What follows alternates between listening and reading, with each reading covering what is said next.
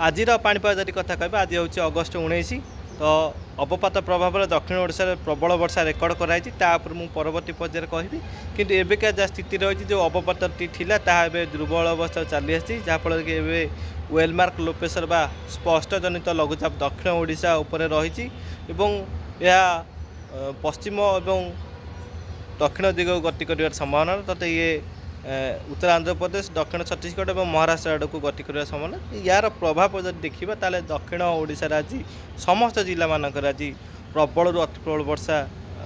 संभावना रही सहित गोटे दुईटी स्थान में 150 मिलीमीटर 200 मिलीमीटर पर्यंत वर्षा संभावना रही उपकूल ओडिशा रे समस्त जिला मानक मध्यम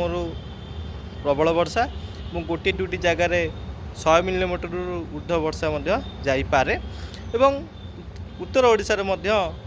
उपकूल ओडिशा समान परिमाण वर्षा 100 मिलीमीटर पर्यंत वर्षा जापे किंतु पश्चिम ओडिशा और दक्षिण ओडिशा आज अति प्रबल अति प्रबल वर्षा संभावना रही जदि मुख्यतः जदि कहबा ताले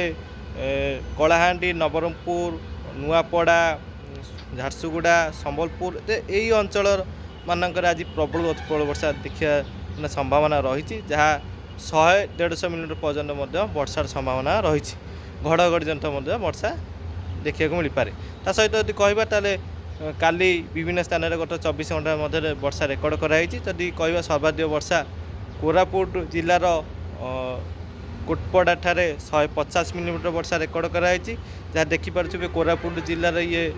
केते परिमाण वर्षा रेकर्ड से बैपारीगुड़ा 143 मिलीमीटर वर्षा रेकर्ड कराई जदि कहबा ताले नवरंगपुर में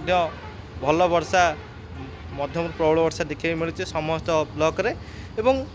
ये हूँ रायगड़ा देखिपे रायगड़ा जिले में भल वर्षा रेकर्ड कराई से कहबा गजपति जिले में जदि कहबा काशीनगर ठारे 122 मिलीमीटर वर्षा रेकर्ड कराई तो यही भाव में गत 24 घंटा मध्य दक्षिण ओडिशा मानकर भल वर्षा